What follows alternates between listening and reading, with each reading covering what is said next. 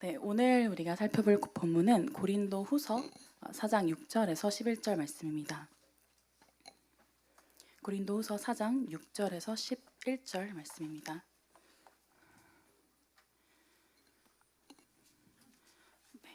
하나님의 말씀을 들으십시오. 어두운 데에 빛이 비치라 말씀하셨던 그 하나님께서 예수 그리스도의 얼굴에 있는 하나님의 영광을 아는 빛을 우리 마음에 비추셨느니라.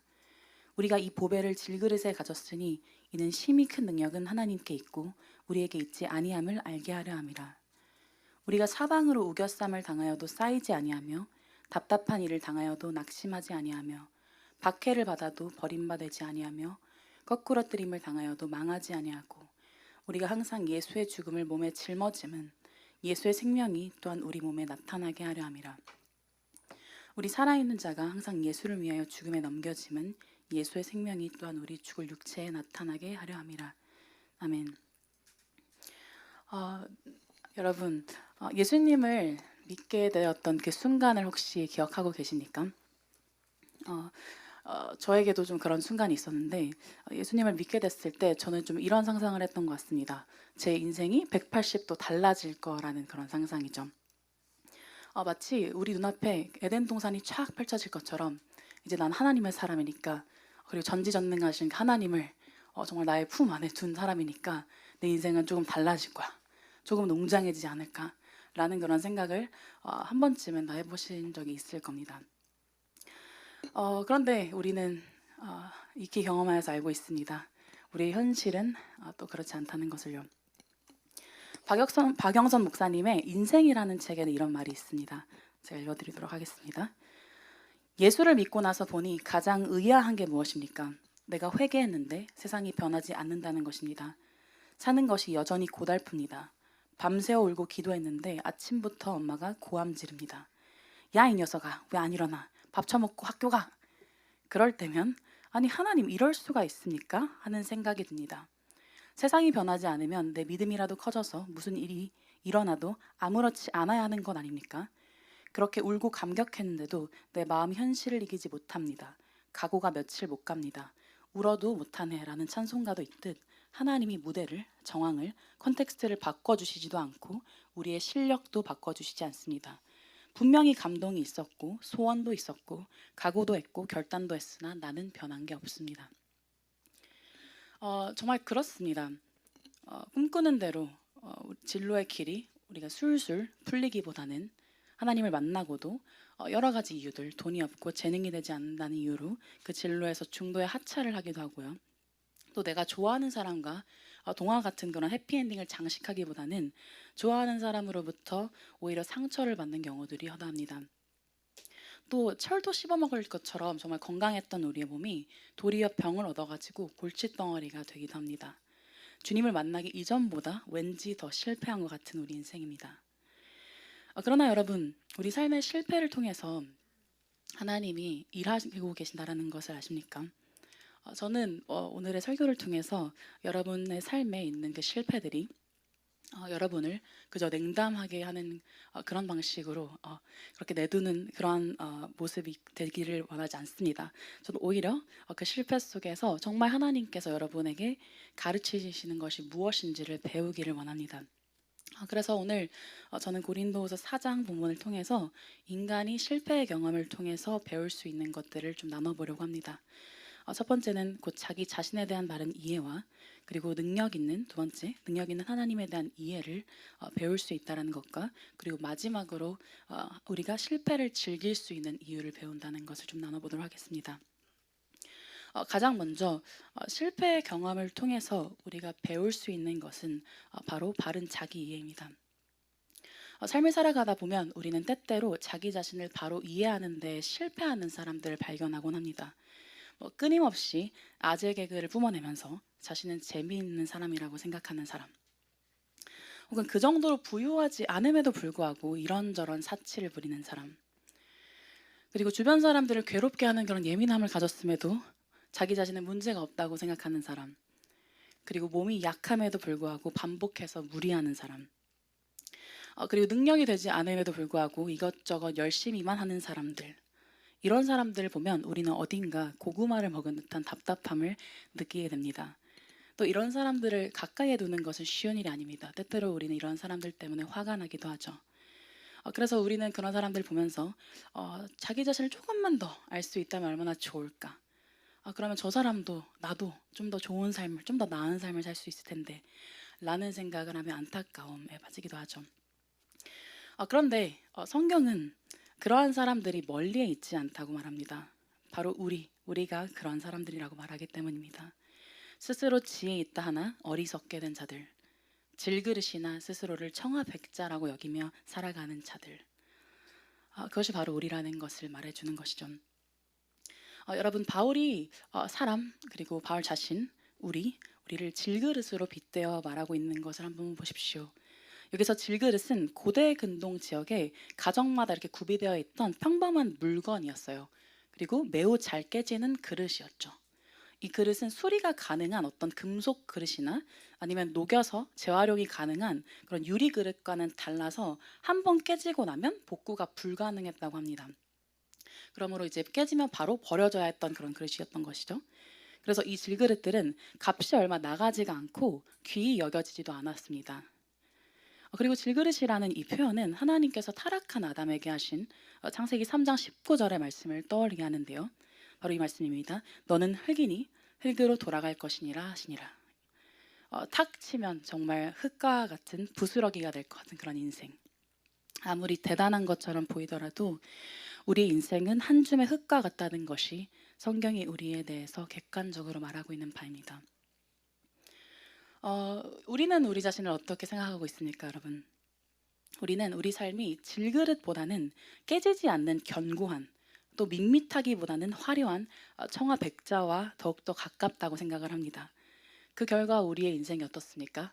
우리 인생은 끊임없는 자기 증명 가운데 살아가게 되죠.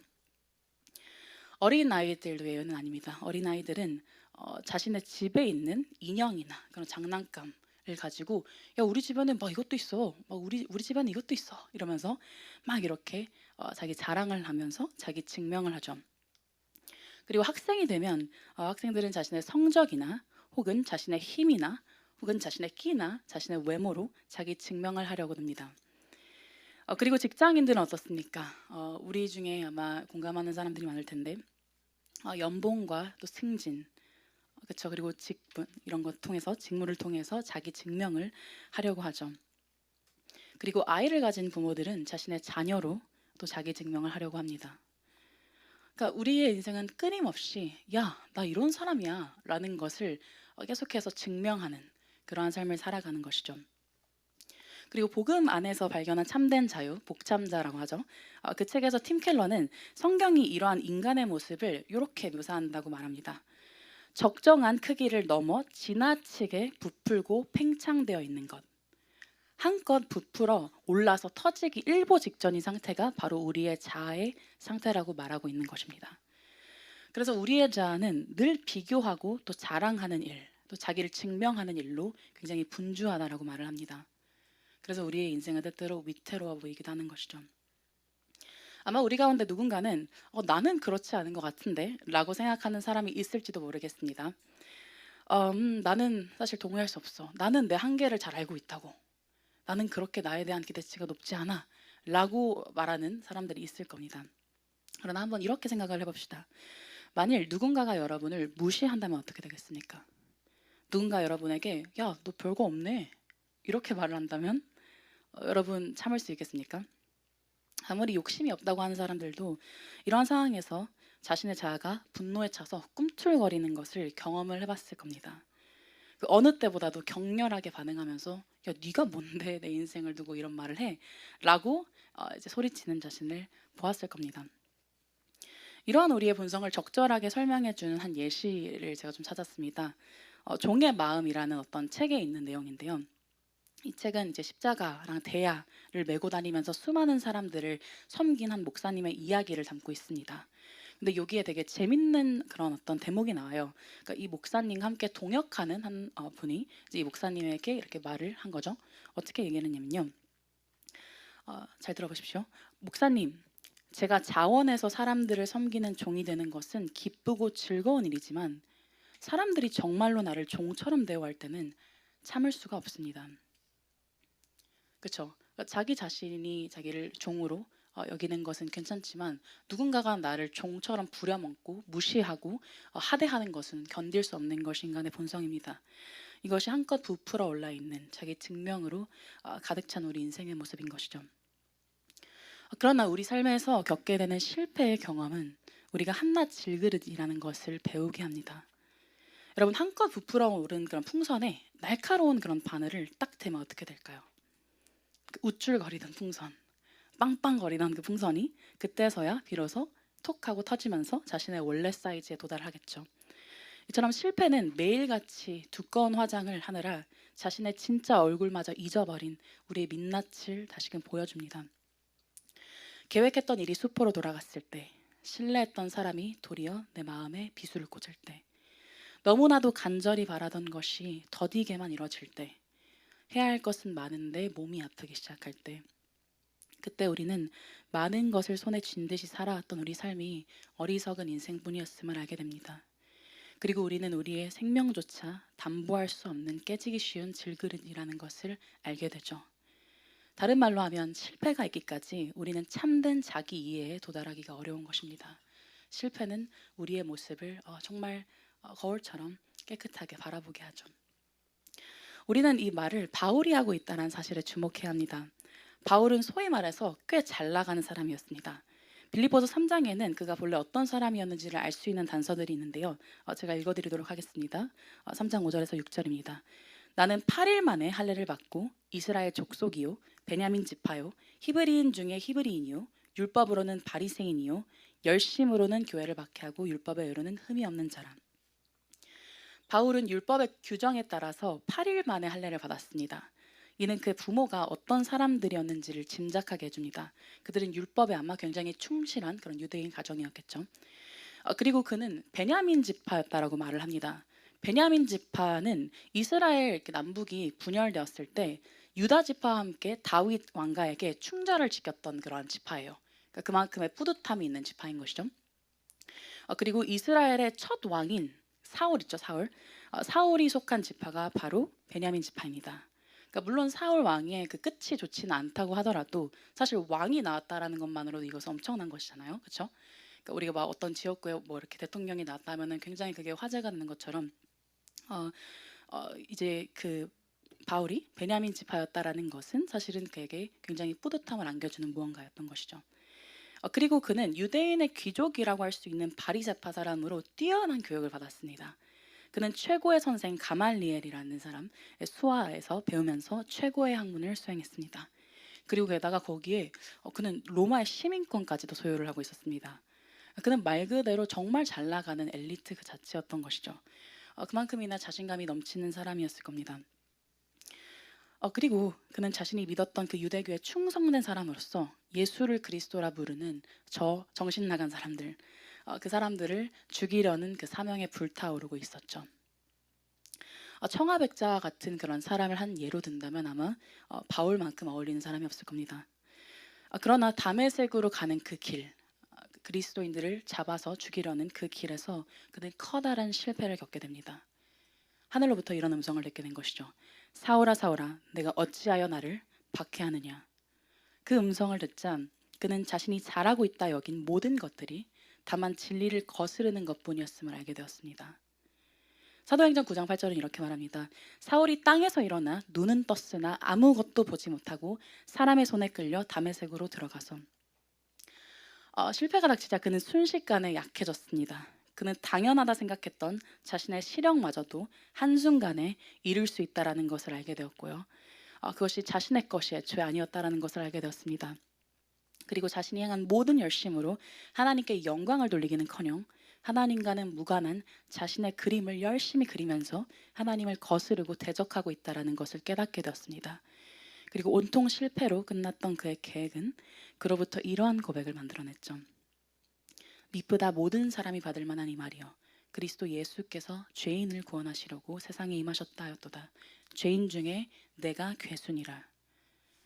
청아백차라고 자신했던 자신의 삶이 이 실패를 통해서 다만 질그릇뿐이었다라는 것을 그는 알게 된 것입니다. 사랑하는 여러분, 혹시 여러분의 삶이 지금 실패 가운데 있지는 않습니까? 아마도 그 사이에서 여러분의 마음은 괴로울 것 같습니다. 우리는 참 우리의 무능함은 죽어도 인정하기가 싫잖아요, 그렇죠? 그 무능함을 견디고 그 무능함을 인정하는 것이 참 쉽지 않을 겁니다. 그리고 마음의 회피와 또 자기 방어 등이 또 일어날 수도 있을 겁니다. 그러나 우리가 실패를 통해서 담대하게 우리 자신의 약함을 배워간다면 그것만으로도 충분히 귀한 시간이 될 것입니다. 자기 자신에 대한 바른 이해로부터 참된 회복이 시작된다는 것을 우리가 좀 신뢰할 수 있었으면 좋겠습니다. 두 번째로 넘어갑시다. 실패의 경험으로부터 우리가 배우게 되는 것이 무엇입니까? 하나님에 대한 참된 이해입니다. 고린도후서 4장 8절에서 9절 한번 봅시다. 8절에서 9절입니다. 제가 읽어드리도록 하겠습니다. 우리가 사방으로 우겨쌈을 당하여도 쌓이지 아니하며 답답한 일을 당하여도 낙심하지 아니하며 박해를 받아도 버림받지 아니하며 거꾸러뜨림을 당하여도 망하지 아니하고. 여러분, 우리가 질그릇이라는 것이 사실이라면 질그릇에게 어울리는 자연스러운 결말은 무엇입니까?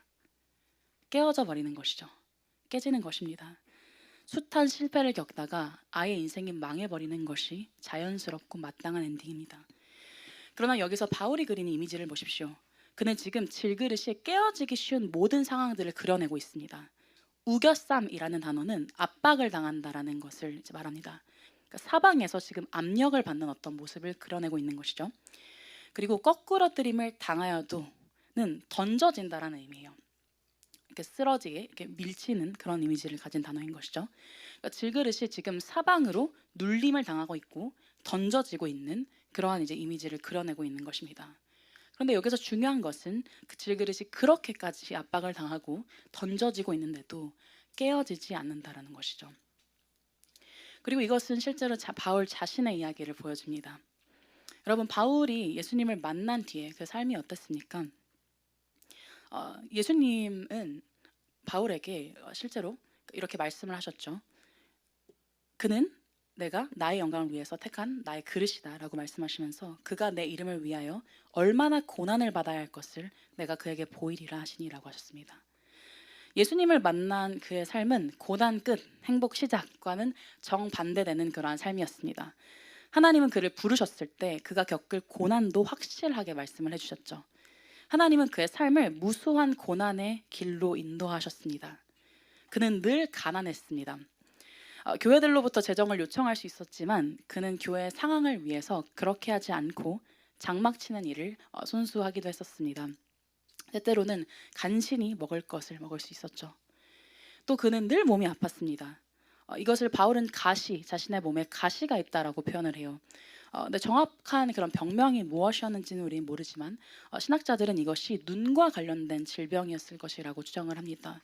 그러니까 눈이 좀 잘 안 보이거나 눈이 계속해서 아프거나 하는 그런 병을 가졌을 거라고 봐요. 그러니까 그렇게 많은 고난을 받으면서도 그러니까 눈이 불편했으니까 얼마나 사실 고통스러웠겠습니까? 그리고 또 그는 많은 사람들로부터 박해를 당했습니다.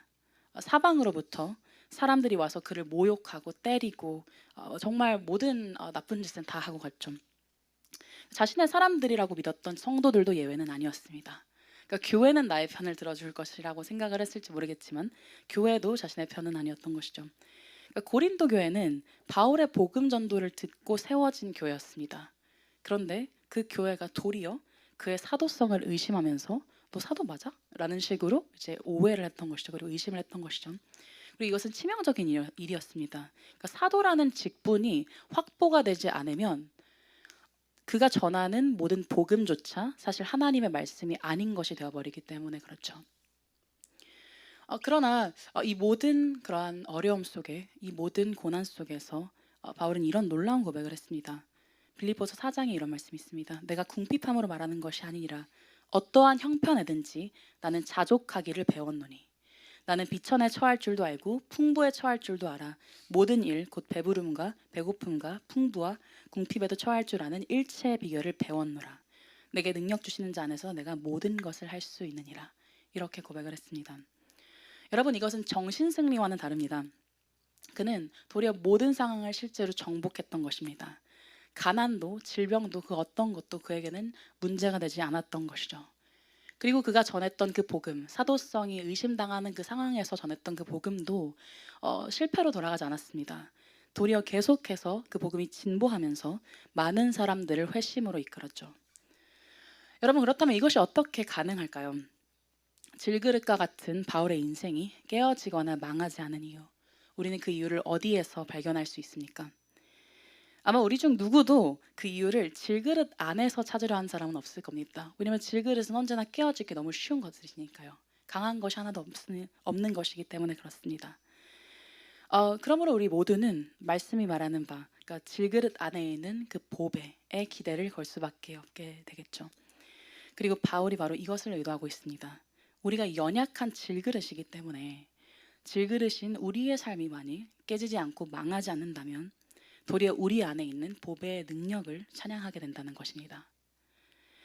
4장 7절은 이렇게 말합니다. 우리가 이 보배를 질그릇에 가졌으니 이는 심히 큰 능력은 하나님께 있고 우리에게 있지 아니함을 알게 하려 함이라. 여러분, 이 보배가 무엇입니까? 보배라고 하면 우리는 막연하게 어떤 귀한 것 이런 것을 생각을 합니다. 그러나 이 단어는 조금 더 구체적으로는 보물, 보화를 의미하는 단어입니다. 그러니까 매우 가치로운 것을 이제 의미하는 그런 단어인 것이죠. 바울은 질그릇 안에 어떤 보물이 있다라고 말하는 셈입니다. 그러니까 그렇다면 바울이 말하는 그 보배, 그 보물은 우리가 그러니까 세상이 정말 열광하고 있는 그런 돈을 말하는 것입니까? 그러니까 바울은 뭐 우리의 인상이 참 나약하지. 그러나 나약해도 우리 돈이 있잖아. 그러니까 돈을 믿어. 돈이 너의 인생을 살게 해줄 거야. 이렇게 얘기를 하고 있는 겁니까? 아니죠. 혹은 뭐 인맥을 얘기하는 겁니까? 우리 다 한계가 있으니까 한번 인맥을 잘 구축을 해봐. 그러면 어느 때나 도움을 받을 수 있잖아. 이런 식으로 얘기하는 것입니까? 그렇지 않죠. 바울이 보물이라고 말하는 것은 그러한 것들이 아닙니다. 바울에게 그 정도의 것들은 보물이 되지 못했죠. 그 보물은 6절에서 우리가 알 수 있습니다. 어두운 데에 빛이 비치라 말씀하셨던 그 하나님께서 예수 그리스도의 얼굴에 있는 하나님의 영광을 아는 빛을 우리 마음에 비추셨느니라. 예수 그리스도의 얼굴에 비친 하나님의 영광을 아는 빛. 이것이야말로 그가 보물이라고 고백할 수 있었던 것입니다. 빛이라는 표현이 있죠, 여기에. 그렇죠? 근데 이 빛이라는 표현을 통해서 그가 의도하는 것이 있습니다. 뭐냐면 그 담메색 도상에서 빛으로 임하신 그 예수 그리스도를 사실은 의도하고 있는 것이죠. 하늘에 계셨던 분, 그래서 하나님의 영광을 유일하게 목격하고 알고 있던 그분, 하늘에 올라가셨던 유일한 그분이 그분 예수 그리스도께서 이 땅에 그에게로 찾아온 것입니다. 그리고 이것은 그 예수 그리스도, 그쵸, 그분의 얼굴에 비친 하나님의 영광은요, 바울에게 다른 모든 것이 배설물로 여겨질 정도로 압도적으로 가치로운 무언가였습니다. 하나님의 그 큰 능력이 질그릇인 바울에게 임한 것, 그것이 바울이 깨어지지 않고 망하지 않은 이유였습니다.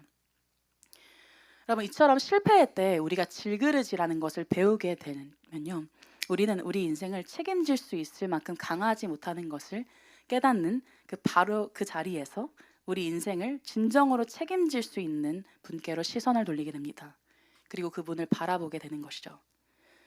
아무것도 할 수 없을 것 같아서 자신이 없고 온통 상처와 아픔 투성이인 것 같은, 그리고 나날이 위축되어 가고 있는 것 같은 그런 삶, 그런 거듭되는 실패에도 불구하고 여러분이 오늘도 가장 가치로우신 그분을 예배하는 이 자리에 나와 있는 이유는 무엇입니까?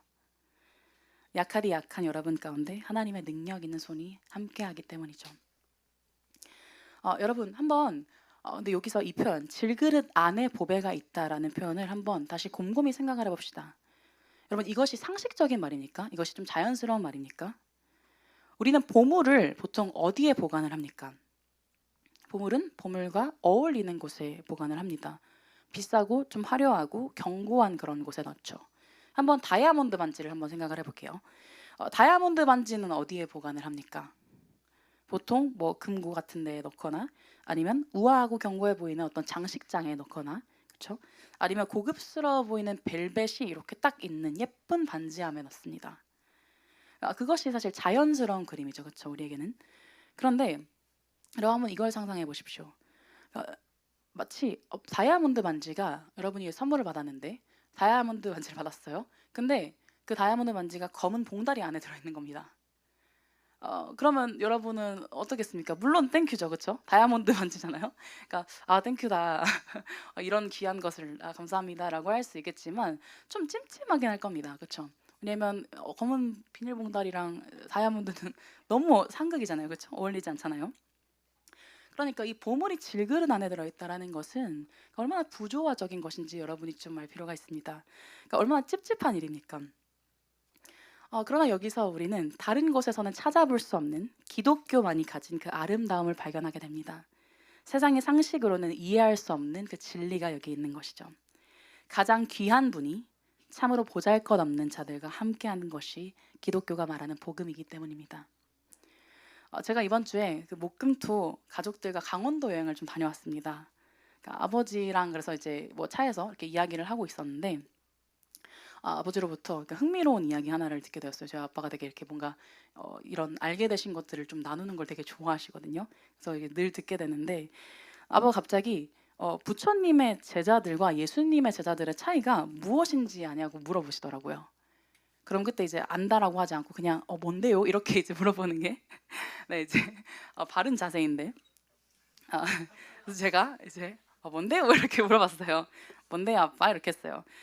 그랬더니 아빠가 이렇게 대답을 해주셨습니다. 부처의 제자들은 대체로 훌륭한 사람들이었는데 예수님의 제자들은 볼품 없는 사람들이었대. 이렇게 말씀하셨습니다. 그러니까 아빠는 예수를 믿는 분은 아닙니다.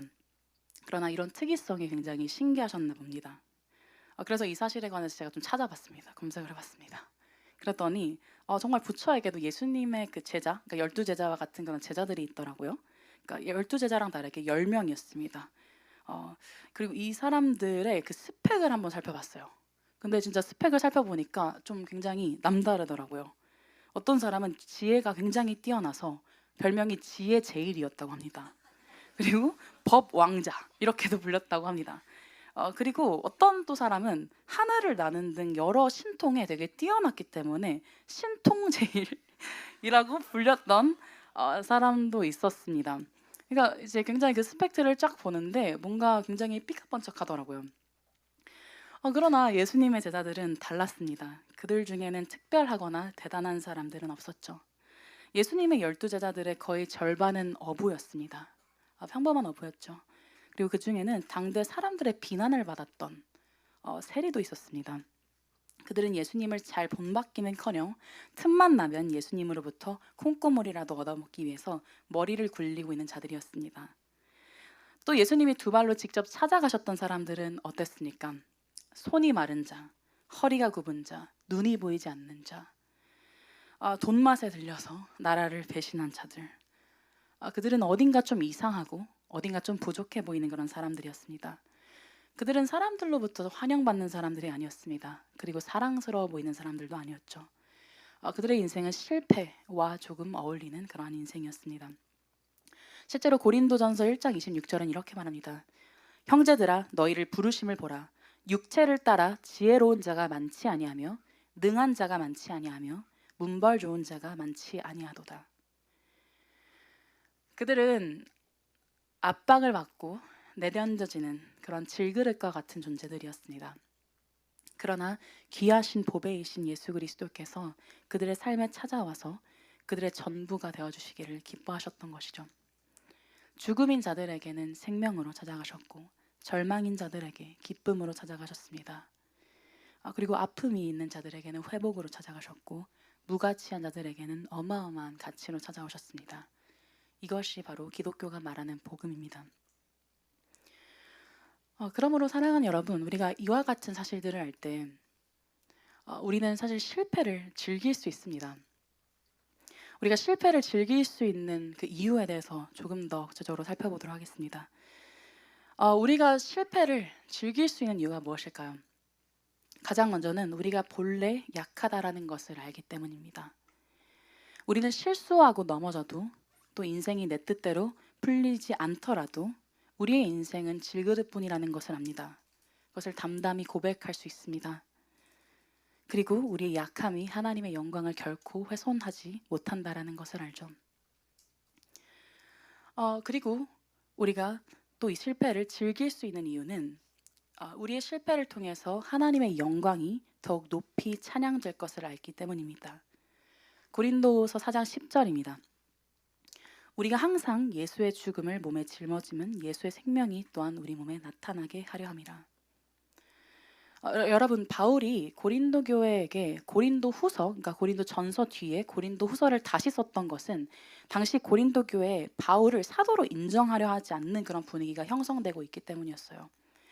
그것은 바울이, 그러니까 사람들이 보기에 바울이 육체 노동으로 막 겨우 생계를 유지할 만큼 가난하고 또 수많은 박해와 고난을 겪고 대중 연설가로서 그는 이렇게 말솜씨가 이렇게 뛰어난 사람은 아니었던 것 같아요. 그래서 말솜씨가 막 화려하고 막 이랬던 사람도 아니었기 때문에 좀 무시를 했던 것이죠. 그러니까 너는 사도에는 어울리지 않는 사람이야라고 생각을 했던 것입니다. 고린도 교회는 이렇게 생각했습니다. 영광스러운 복음이라면 영광스러운 모습을 가진 사람을 통해서 전해지는 것이 더 마땅한 것이 아니야? 그래서 그들은 바울, 그러니까 정말 보잘것없이 보이는 그 바울의 삶을 비난하면서 도리어 부유하고 유능한 그 리더들을 더욱더 인정하고 찬양하기 시작했습니다. 여러분, 이것이 바로 기복주의 신앙이 말하는 바입니다. 여러분, 기복주의 신앙, 곧 우리의 본성을 따르는 자기를 믿는 가짜 신앙은요, 하나님의 영광이 우리 삶의 잘됨으로 증명된다고 말합니다. 그리스도의 그 영광이 정말 잘된 인생, 그 영광스러움과 합한 반짝이는 그러한 인생이 함께한다라고 말하는 것이죠. 그러나 복음은 형편없이 보이는 우리의 삶, 항상 실패를 반복하는 연약한 우리의 삶을 통해서 도리어 하나님의 영광이 빛난다고 말합니다. 질그릇과 보배가 어울리지 않는 만큼이나 우리의 무능이 처참하고 또 그분의 전능이 위대한 만큼이나 그러니까 그만큼이나 우리가 보는 하나님의 영광은 찬란히 빛을 내는 것입니다. 그리고 바울은 그것을 알고 있었습니다. 그는 복음을 붙들고 있었죠. 그래서 그들의 주장에 낙심하지 않았습니다. 그는 무엇보다 그리스도야말로 십자가를 통해서 죽음을 통해서 그 나약함을 통해서 부활의 승리를 그리고 생명을 이루신 분임을 알았습니다. 그는 그 자신의 연약함을 통해서 오히려 그리스도의 영광이 더욱 밝히 비출 것이라는 것을 알았던 것입니다. 그래서 그는 고린도 교회 성도들로부터 계속해서 너 자신을 증명해라 라는 식의 그러한 요구를 받았지만 그는 자기 자신을 증명하기는커녕 도리어 예수님을 자랑했습니다. 그리고 자신의 약함을 자랑했죠. 여러분, 그 달걀 낙하 대회라고 혹시 아십니까? 혹시 그 저와 같은 세대라면 그 저희 초등학교, 중학교 때쯤에 그 과학의 날이라는 게 있었어요. 혹시 기억하세요? 저만 아는 것처럼. 네, 과학의 날이 있었죠, 그렇죠? 과학의 날에 뭐 여러 가지가 있었는데 거기서 하나 좀 이렇게 메인을 장식했던 게 그 달걀 낙하 대회였던 걸로 저는 좀 기억을 합니다. 그러니까 어떤 거였냐면 그러니까 정말 그 생달걀 을 이렇게 둘러쌀 어떤 그런 구조물을 만드는 거예요. 그래서 빨대랑 뭐 나무젓가락이나 이런 고무, 그러니까 고무줄 이런 거 해가지고 막 묶어가지고 계란 이렇게 달걀을 안에 넣어서 그걸 이제 구조물을 감싸서 어떤 건축물 위에 이렇게 올라가가지고 던지는 겁니다. 그래서 그 달걀이 깨지지 않으면 이 건축물이 되게 잘 만들어졌다, 이 구조물이 되게 잘 만들어졌다, 뭐 이런 거를 이렇게 뭐 수상하고 막 그런 이제 대회였어요. 그리고 여기 이 대회를 제가 얘기하는 것은 여기서 사실은 우리가 이 질그릇 안의 보배로부터 그러니까 배울 만한 교훈이 있음이기 때문입니다. 여러분, 한번 질문을 해보겠습니다. 이 달걀 낙하 대회요, 그렇죠? 구조물 안에 달걀을 넣고 던지는 이 대회에서 왜 이 대회는 그러니까 골프공 같이 단단한 것을 쓰지 않고 달걀을 쓸까요? 골프공을 넣으면 안 깨질 거 아니에요. 그렇죠. 너무 사실 쉬운 문제죠. 바보 같은 질문입니다. 왜 달걀을 쓰냐면 그래야지만 사실 더 그 구조물의 그러니까 그 효과가 더 빛날 것이기 때문에 그렇죠. 그렇죠. 그러니까 달걀이 아니라 다른 것을 쓰면 사실은 그 효능을 알 수가 없잖아요. 그렇죠. 그리고 두 번째로 한번 질문을 해보도록 하겠습니다. 그러면 이 구조물이 언제 그 기능을 더 확 기능이 더 빛을 발할까요, 여러분? 이 구조물의 기능이 언제 빛을 발할까요? 가만히 내뒀을 때일까요? 아니죠. 이 구조물을 높은 빌딩 위에서 던졌을 때, 그때 이제 사실은 그 구조물이 빛을 발하는 것이죠. 왜 이 이야기를 합니까? 이것이 우리의 삶과 같기 때문입니다. 여러분, 우리의 삶은 매우 나약합니다. 약합니다. 깨지기 참 쉽습니다. 우리는 자주 웁니다. 그리고 자주 정말 절망감에 빠지기도 합니다. 우리는 생각하는 것처럼 강하지 않습니다. 그러나 그렇기 때문에 우리를 감싸고 있는 그 예수 그리스도 영광이 더욱더 빛을 발합니다. 그리고 여러분, 우리의 삶이 내던져졌을 때, 고난을 통과할 때, 우리가 상상하지도 못했던 어떠한 두려움과 공포 속에 내던져질 때, 그때 우리는 도리어 하나님의 영광의 그 능력이 얼마나 어마어마한지를 보게 됩니다. 그것이 질그릇 안에 있는 그 보배의 이야기입니다.